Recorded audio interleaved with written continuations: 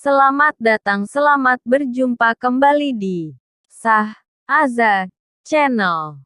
Jangan lupa subscribe, like, komen, share. Jangan lama-lama, mari kita lanjutkan ceritanya. Let's go. Dewa Perang Terbaik 830. Komplotan Pulau Timur. Victor ingin mengetahui identitas apa yang dimiliki Markus yang membuatnya bisa kembali dengan mudah ke Indonesia. Saya siapa? Hahaha. Kalau kamu ingin tahu, tunggu saja beberapa menit lagi. Markus tertawa. Sorot mata Victor seperti predator yang sedang melihat mangsanya. Baiklah. Saya akan menunggu. Kebetulan Victor ingin menyelesaikan masalah itu langsung ke akarnya. Beberapa menit kemudian, di depan area pemakaman terparkir sekitar 100 mobil warna hitam. Ditambah dengan para pengawal yang mengikuti mereka, totalnya ada 1.000 orang. Jelas sekali kalau mereka hendak melakukan ziarah ke makam leluhur. Keluarga Heriawan adalah keluarga konglomerat nomor 1 Bekasi. Jadi Markus berasal dari keluarga yang terhormat. Ketika Indonesia sedang krisis, lokasi mereka yang dekat dengan medan perang di perbatasan timur membuat mereka menjadi keluarga pertama yang memilih untuk meninggalkan Indonesia dan pergi ke Pulau Timur. Sekarang di saat kondisi Indonesia sudah mulai kembali normal, keluarga Heriawan diam-diam kembali. Tentu saja hal pertama yang mereka lakukan setelah kembali adalah berziarah ke makam leluhur mereka. Bagaimanapun di dalam hati mereka, mereka sadar kalau tindakan mereka meninggalkan Indonesia adalah tindakan mengkhianati leluhur mereka. Karena itulah, begitu mereka kembali, mereka pun segera datang untuk menyembah leluhur mereka. Markus sebagai junior telah datang terlebih dulu. Tak disangka dia berpapasan dengan Victor. Segera seluruh anggota keluarga Heriawan memasuki area pemakaman. "Kakek, selamatkanlah aku!" Markus berteriak dari kejauhan. Suara teriakan itu mengejutkan anggota keluarga Heriawan yang lain. Dengan cepat 1.000 lebih orang itu berjalan mendekat ke arah mereka. Melihat Markus dan kelompoknya berlutut di tanah, mereka semua sangat marah. Anehnya Victor melihat banyak orang di antara mereka berpakaian seperti pakaian prajurit Pulau Timur. Dan semuanya adalah master. Ekspresi para prajurit Pulau Timur itu berubah. Khususnya ketika mereka melihat Cheryl. Tampaknya mereka semua mengenali Cheryl. Bagaimanapun sekarang Cheryl sangat terkenal. Sejak awal semua informasi dan foto tentangnya sudah tersebar kemana-mana. Tidak aneh kalau mereka langsung mengenali putrinya itu. "Siapa yang menyuruh kalian berlutut?" teriak seorang pria tua berambut putih yang berdiri paling depan dengan marah sambil bersandar pada tongkatnya. "Saya yang menyuruh mereka," jawab Victor dengan santai. "Kakek, dia yang telah menyuruh. Dia ingin tahu identitas saya. Tolong Anda beritahukan kepadanya." Setelah tahu memiliki pendukung, Markus menjadi berani. "Anak muda, dengarlah baik-baik. Kami keluarga Heriawan adalah keluarga nomor 1 di Bekasi. Nama saya adalah Judas Heriawan dan ini adalah Markus, cucu saya. Berani-beraninya kamu menyuruhnya berlutut. Saya akan membuat hidupmu sengsara," kata Judas dengan marah. "Kalau begitu saya tanya padamu. Apakah kalian keluarga Heriawan telah melepas kewarganegaraan Indonesia dan menetap di negara lain selama beberapa waktu?" tanya Victor. "Benar. Kami pergi ke Pulau Timur." "Memangnya kenapa?" jawab Judas dengan ekspresi menantang. "Lalu kamu masih berani kembali ke sini? Apakah kamu tidak tahu larangannya?" kata Victor dengan dingin. Seluruh anggota keluarga Heriawan tertawa. Tentu saja tahu. Tapi larangan itu hanya berlaku untuk orang-orang yang lemah dan tidak berlaku untuk keluarga Heriawan. Kalau kami ingin kembali kami tinggal kembali saja. Tidak ada yang bisa menghalangi kami. Siapa yang mengizinkan kamu kembali ke Indonesia? Tanya Victor. Anak muda. Memangnya kamu siapa?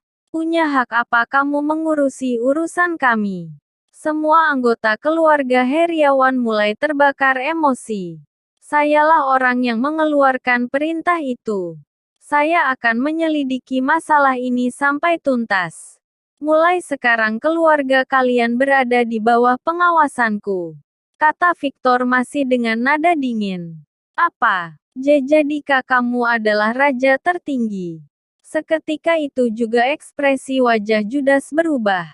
Tanpa diduga begitu kembali ke Indonesia dia langsung bertemu dengan Victor. Wajah anggota keluarga Heriawan yang lain juga berubah drastis. Ekspresi para prajurit Pulau Timur berubah tegang.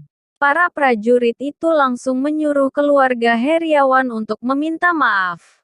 Ini adalah hal yang sama sekali tidak disangka-sangka oleh Victor dan yang lainnya. Keluarga Heriawan bersedia mendengarkan perintah prajurit Pulau Timur. Lagi pula sejak kapan para prajurit Pulau Timur mau mengalah? Pasti ada sesuatu. Wajah Victor berubah serius. Cepat minta maaf. Masalah ini memang adalah kesalahan kita. Indonesia adalah negara terhormat dan mereka semua adalah para pahlawan Indonesia. Bagaimana bisa kamu menghina mereka? Desak beberapa prajurit itu pada Markus. Judas juga ikut-ikutan mendesaknya. Saya minta maaf. Markus meminta maaf sekali lagi. Sikap keluarga Heriawan seketika itu juga berubah 180 derajat. Mereka bahkan berulang-ulang meminta maaf. Tentu saja adegan ini membuat semua orang yang bersama Victor terkejut. Bahkan seluruh anggota keluarga Heriawan langsung berkata kalau mereka akan segera meninggalkan Indonesia demi mematuhi perintah Victor. Ini membuat Victor semakin yakin bahwa mereka melakukan hal yang mencurigakan. Mereka dengan cepat mengakui kesalahan mereka bahkan bersedia meninggalkan Indonesia. Jelas sekali kalau mereka menyembunyikan sesuatu dan ingin cepat-cepat melepaskan diri. Supaya tujuan mereka yang sebenarnya tidak terungkap. Sudahlah.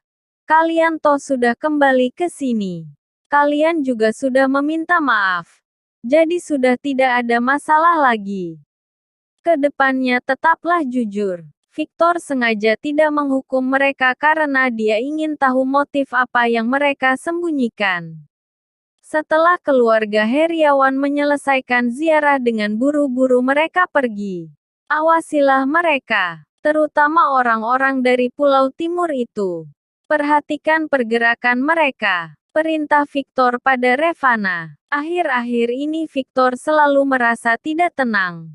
Ditambah lagi ketika dia melihat bagaimana cara mereka melihat Cheryl. Hati Victor semakin tidak tenang. Tapi untung saja dia bisa bertemu lebih awal dengan mereka. Kalau tidak, orang-orang ini melakukan hal yang besar tanpa sepengetahuannya. Sekarang karena ada Revana mengawasi mereka setidaknya tidak akan terjadi kesalahan. Setelah menyelesaikan urusan tersebut, Victor membawa Cheryl kembali ke Tuban. Sepanjang perjalanan, Victor menyembunyikan jejak mereka dan berjalan dengan sangat cepat. Akhir-akhir ini orang yang mengawasi Cheryl semakin bertambah banyak. Dia sama sekali tidak takut. Dia hanya tidak ingin direpotkan dengan hal-hal yang tidak perlu. Kalau masalah yang timbul semuanya hanyalah masalah kecil jadinya malah merepotkan jadi sebaiknya tidak bertemu masalah sama sekali. Cheryl, sebelum kita pulang ke rumah ayah ingin membawa kamu mengunjungi guru ayah dulu. Dia telah memberi ayah 2 kali kesempatan hidup kembali. Victor memutuskan untuk mampir ke penjara mengunjungi gurunya. Oke. Cheryl mengangguk-angguk. Sorot matanya penuh harap. Segera ayah dan anak itu tiba di penjara Tuban. Victor datang ke sel tempat gurunya berada. Di manakah dia? Yang membuat Victor terkejut adalah, gurunya itu sudah tidak ada. Hei, di mana orang yang tinggal di sel ini? Victor segera mencari penanggung jawab penjara itu untuk bertanya. Narapidana nomor 49 telah keluar dari penjara beberapa hari yang lalu. Masa tahanannya sudah habis. Benar-benar tidak mudah baginya. Setelah menghabiskan 20 tahun penuh di penjara, akhirnya dia bisa bebas juga. Kata kepala penjara itu sambil menghela napas. Victor mengerutkan keningnya. Keluar dari penjara. Tidak mungkin. Selama ini dia mengira kalau gurunya itu akan seumur hidup berada di penjara ini. Tuan, apakah Anda ingin memeriksa informasi tentangnya? Atau saya juga bisa membacakannya untuk Anda? Tanya kepala penjara itu dengan sopan. Tidak perlu. Victor tidak berminat mendengarkan informasi apapun. Berdasarkan kemampuan dari orang tua itu, semua informasi dari alasan mengapa dia masuk ke dalam penjara dan informasi lainnya pasti palsu. Diselidiki pun percuma. Menurut tebakan Victor, alasan gurunya berada di penjara hanyalah untuk mengisolasi dirinya untuk menghindari orang atau masalah tertentu. Orang yang memiliki kemampuan sebesar itu, meskipun masuk ke dalam penjara juga tidak akan ada orang yang bisa menangkapnya. Harus diakui kalau dia telah memilih tempat mengisolasi diri yang bagus. Sangat sedikit orang yang terpikir untuk mengisolasi diri di dalam penjara. Pasti ada alasan khusus yang membuatnya mengisolasi dirinya selama 20 tahun. Mungkin saja dia menyembunyikan sesuatu atau melakukan ikhtiar tertentu. Sekarang dia telah keluar dari penjara. Itu artinya dia memutuskan untuk menghadapi masalahnya atau terjadi sesuatu dengannya. Tapi Victor tidak khawatir. Dengan kemampuan gurunya, tidak ada seorang pun yang mampu melukainya. Keluarlah kamu. Setelah menyuruh kepala penjara keluar, Victor memeriksa seluruh ruangan sel tersebut. Cheryl terus mengikutinya. Dia penasaran dengan semua yang ada di tempat itu. Pada saat itu Victor meraba dinding. Tiba-tiba dia menemukan kalau ada bagian dinding yang kosong. Begitu dia membuka dinding yang kosong itu, dia melihat di dalamnya ada sebuah benda yang disembunyikan. Wajah Victor seketika berubah ketika dia melihat benda itu. Bersambung. Selanjutnya. 831. Barang peninggalan guru. Di dalam tembok kosong itu ada 3 buah buku kuno dan 1 lembar kulit domba yang sobek serta sebuah lencana berwarna hitam. Tampaknya benda-benda ini memang sengaja ditinggalkan untuknya. Victor, dengan tangan gemetar, mengambil buku-buku kuno dan gulungan kulit domba. Ternyata kulit domba yang sobek itu adalah sebuah peta yang tidak lengkap. Dilihat dari bahannya dan tingkat kerusakannya, sepertinya peta ini sudah ada sejak zaman dulu. Victor juga tidak mendapatkan petunjuk apapun dari lambang yang ada di lencana hitam itu. Sedangkan 3 buku kuno itu, mata Victor berbinar ketika dia membolak-balik buku itu dan melihat isinya. Barang bagus. Benar-benar barang yang bagus. Meskipun gurunya itu tidak pernah mau dianggap guru olehnya, tapi dia meninggalkan semua ini untuk diberikan pada Victor. Guru, semoga saya masih bisa bertemu Anda lagi. Victor mengambil benda-benda itu dan menghapus jejak-jejak keberadaannya dari sel penjara itu. Setelah itu dia membawa Cheryl pulang ke rumah. Sesampainya di rumah, Victor langsung dimarahi. Di saat-saat kritis seperti ini kamu malah membawa Cheryl keluar bersamamu. Apa kamu tidak takut terjadi apa-apa? Bagaimana jika Cheryl dalam bahaya? Victor tidak mengatakan apa-apa. Mereka semua memarahinya karena mereka mengkhawatirkan Cheryl. Beberapa hari ini mereka semua sibuk mencari guru yang dapat menjaga anak itu. Carol dan yang lainnya telah memilih beberapa kekuatan besar dan bahkan sudah menghubungi mereka. Sekarang adalah masa di mana orang-orang kuat ada di mana-mana. Kota Samara sudah tidak lagi sesuai dengan kriteria mereka. Sepertinya tidak bisa kalau hanya mengandalkan satu orang level 6 surga saja. Benar, guru pendukung Cheryl setidaknya harus sudah berada pada level 7 surga. Dengan begitu baru mereka bisa menjaganya dengan baik dan membuatnya memiliki masa depan yang baik. Seluruh anggota keluarga sibuk. Pada akhirnya mereka memilih beberapa kekuatan besar dengan Master 6 surga sebagai penanggung jawab. Sebenarnya mereka menginginkan Master level 7 surga. Tapi sangat sulit untuk mendapatkannya. Sekarang keberadaan Master 7 surga hanyalah sebuah ilusi. Benar. Andai saja ada master dari daftar langit yang bersedia menerima Cheryl menjadi muridnya. Atau setidaknya yang lebih rendah sedikit dari Raja Kuil Batu juga boleh. Dengan begitu Cheryl bisa memiliki masa depan yang tidak terbatas. Victor sama sekali tidak tertarik untuk terlibat dalam diskusi mereka. Dia kembali ke kamarnya dan mulai mempelajari buku kuno dari gurunya. Pada saat itu, Graham mengiriminya informasi. Informasi yang berasal dari dark web itu menyatakan bahwa sudah ada puluhan master yang sedang menuju Indonesia. Ada yang datang untuk menangkap Cheryl. Ada pula yang datang untuk membunuhnya. Guru, keadaannya benar-benar gawat. Mungkin saja beberapa dari mereka sudah tiba di Indonesia, kata Graham dengan cemas. Tidak perlu khawatir. Tunggu saja mereka datang. Setelah itu barulah kita menangkap mereka semua. Graham, untuk saat ini kamu awasi saja mereka.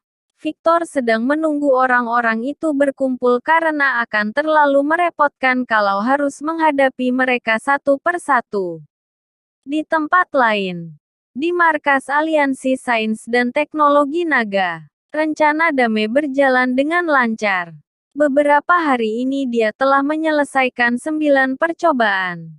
Eksperimen yang direncanakan oleh Damai ini sepertinya akan memberikan kontribusi bagi Indonesia. Bahkan Lydia yang selalu mengawasi Dame tidak menyadarinya sama sekali. Sekembalinya ke tempat tinggalnya, Dame memberi satu tanda centang di checklistnya. Berdasarkan jadwal yang dibuatnya hanya tinggal tersisa satu percobaan. Begitu percobaan terakhir ini selesai, Dame akan menjalankan rencana pamungkasnya. Setelah menyelesaikan data yang diperlukan untuk percobaan, sorot mata Dame berubah. Dia terlihat persis seperti orang yang kesurupan. Victor, cepatlah datang dan kamu akan melihat diriku yang berbeda. Pada saat itu aku sendiri yang akan meledakkanmu. Bahkan Carol dan anak itu juga tidak akan bisa melarikan diri. Gila. Tampaknya dia memang sudah gila. Dia tidak hanya mengembangkan senjata pembunuh dewa. Dia juga menggunakan teknologi modern untuk mengubah dirinya menjadi dewa pembunuh. Besok akan menjadi hari percobaan terakhir dan juga menjadi hari di mana aku akan mengejutkan seluruh dunia. Senyum bengis tersungging di bibirnya. Dia memandang rekan-rekan kerjanya di markas dengan sorot mata mengasihani mereka. Di matanya orang-orang ini hanyalah mayat. Mereka semua adalah kelinci percobaannya. Sorot mata Dame membuat Lydia merasa takut. Apakah kalian tidak merasa kalau sorot mata Dame itu mengerikan? Tanya Lydia. Rekan Lydia yang lain menggelengkan kepala mereka. Ekspresi wajah mereka tampak ragu. Tidak. Dalam waktu singkat Dame telah menyelesaikan 9 percobaan yang menakjubkan. Bukankah seorang jenius terkadang mengeluarkan sorot mata yang aneh seperti itu? Benar. Orang-orang jenius memang semuanya eksentrik dan terlihat tidak normal. Menurut kami Dame sangat normal. Sorot matanya tidak menakutkan, dia hanya sedang fokus pada penelitian ilmiah yang dilakukannya. Yang lain menambahkan. Lydia menggosok-gosok keningnya. Benarkah? Apa saya hanya terlalu banyak berpikir? Tidak bisa. Saya harus mengeceknya. Lydia memeriksa hasil percobaan Dame yang terakhir. Semakin dipikirkan semakin ganjil rasanya. Bagaimana jika besok terjadi sesuatu? Saya harus memastikan kalau besok tidak akan terjadi apa-apa. Tapi bagaimana saya bisa memastikannya kemudian mencegahnya? Oh iya, di dalam kebingungannya, dia tiba-tiba terpikir satu orang. Jauh di Tuban, Victor menerima telepon. Ternyata Lydia yang menelponnya. Saya rasa Dame tidak normal. Sepertinya di percobaan besok akan terjadi masalah. Apakah kamu bisa datang? Lydia langsung mengatakan keperluannya menelpon Victor. Baik, saya akan datang secepat mungkin. Jika kamu punya berita lain cepat katakan pada saya. Sampai saat ini, Victor selalu merasa kalau Dame itu sangat berbahaya. Setelah mendengar perkataan Lydia, Victor menjadi lebih khawatir lagi. Dia harus segera tiba di markas Aliansi Sains dan Teknologi Naga. Adapun mengenai keselamatan Cheryl, dia tidak perlu terlalu khawatir. Selain Cheryl sendiri juga memiliki kekuatan. Pasukan rahasia yang dia latih secara diam-diam juga mampu untuk melindungi Cheryl. Apalagi dengan adanya Graham dan timnya. Jadi dia tidak perlu mengkhawatirkan keselamatan putrinya. Setelah mengaturkan semuanya, Victor pun berangkat. Dia berulang-ulang mengatakan kalau dia akan menjamin keselamatan Cheryl. Tapi di saat-saat kritis seperti ini dia malah pergi. Meskipun dia sudah memiliki jabatan yang tinggi tapi tetap saja tidak bisa diandalkan. Mari kita cari sendiri solusinya. Saya dengar para master dari luar negeri akan datang untuk menyerang Cheryl. Kita semua harus melindunginya. Keluarga Limadi dan keluarga Tan sedang mengomeli Victor. Situasinya benar-benar mendesak. Kelompok demi kelompok tentara asing sudah tiba di Indonesia. Mereka pasti akan mulai bergerak untuk mencari Cheryl. Malam itu juga, Victor telah tiba di markas Aliansi Sains dan Teknologi Naga. Lydia menyambut kedatangannya diam-diam. Dia juga membantu Victor untuk menyamar menjadi salah seorang teknisinya.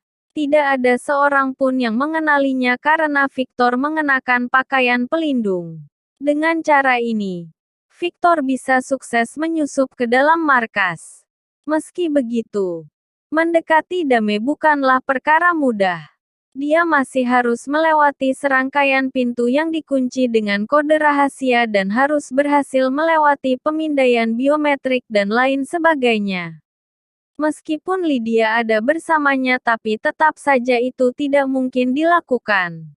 Victor hanya bisa menunggu percobaan besok untuk bisa mengawasi Dame. Malam ini Dame hampir tidak tidur.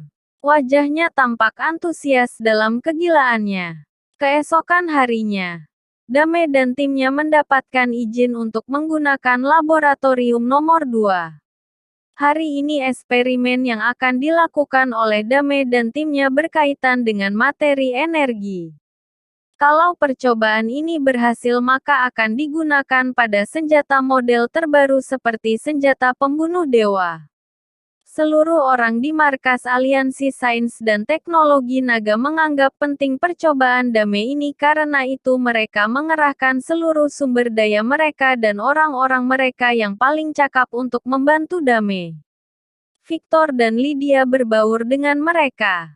Hari ini, apapun gagasan Dame, Victor akan menghentikannya. Laboratorium nomor 2 sangat besar. Setidaknya areanya seluas 8 lapangan bola. Hampir semua fasilitas yang ada di dalamnya adalah yang tercanggih di seluruh dunia.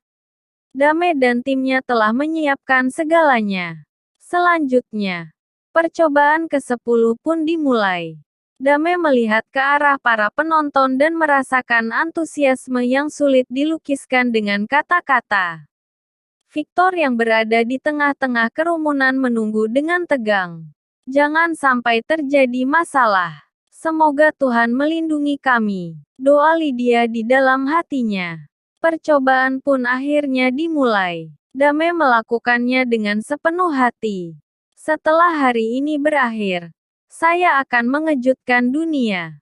Selama percobaan berlangsung, Lydia sebagai asisten melakukan pekerjaannya sambil berkeringat dingin. Victor mengawasi segala sesuatu yang terjadi. Waktu pun berlalu. 1 jam, 2 jam, 7 jam kemudian. Akhirnya saat yang paling penting telah tiba. Bersambung. Selanjutnya. 832. Acara penerimaan murid besar-besaran. Semua murid Dame berkumpul. Mereka juga tampak sangat antusias. Ini adalah momen penentuan baginya. Melihat proses penggabungan energi dan materi di dalam mesin, hati Dame seakan ikut melambung naik ke tenggorokannya saking senangnya. Boom! Diiringi dengan suara ledakan teredam. Energi dan materi itu akhirnya bersatu. Kejadian yang dikhawatirkan oleh Victor dan Lydia sama sekali tidak terjadi. Semula mereka khawatir kalau percobaan kali ini adalah jenis percobaan yang akan meledakkan seluruh markas dan sebangsanya. Tapi ternyata percobaan kali ini telah selesai dan berhasil.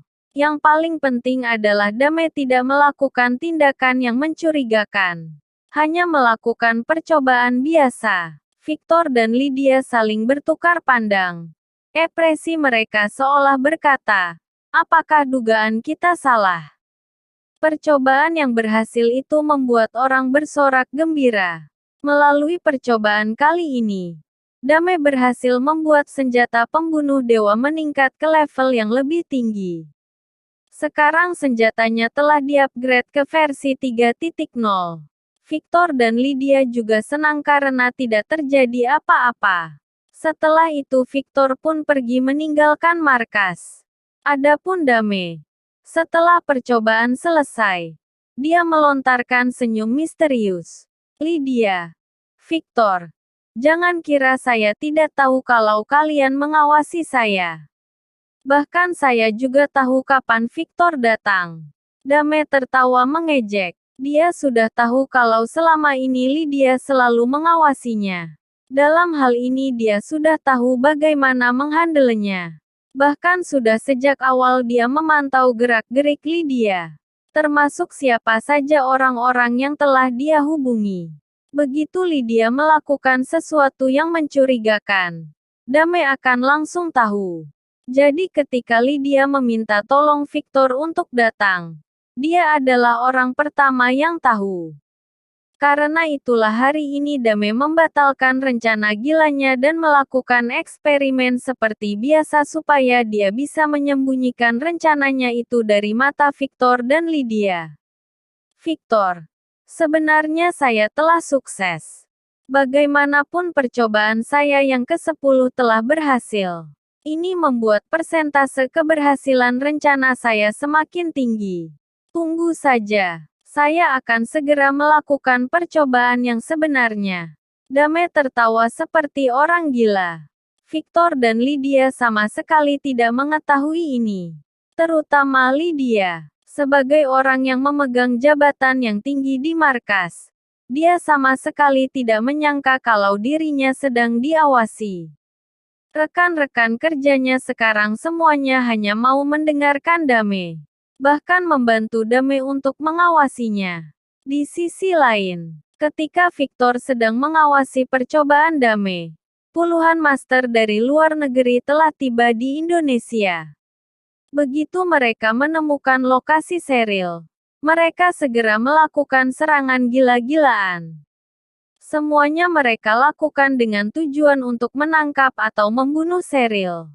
Setelah kelompok master pertama tiba di halaman, tiba-tiba muncul sekelompok besar master. Selama ada kami dari Kuil Phoenix, Tidak ada seorang pun yang boleh menyentuh jenius kita.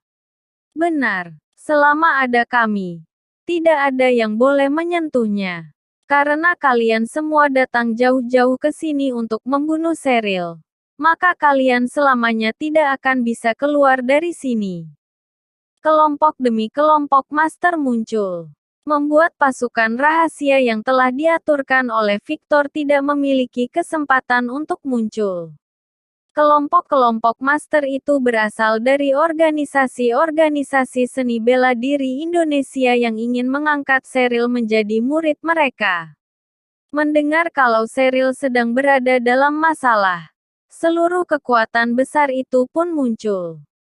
Ini adalah kesempatan baik bagi mereka untuk unjuk gigi. Tentu saja kemunculan mereka benar-benar di luar perkiraan para master dari luar negeri itu. Mereka ingin membunuh Cheryl, tapi orang-orang yang datang untuk melindunginya malah lebih banyak. Pertempuran besar antar kedua belah pihak pun pecah. Pada akhirnya pihak yang melindungi Cheryl lah yang menang. Para master yang datang dari luar negeri itu pun tewas terbunuh. Tidak ada satupun yang berhasil lolos. Kali ini ada kekuatan dari 74 aliran yang datang untuk menyelamatkan Cheryl.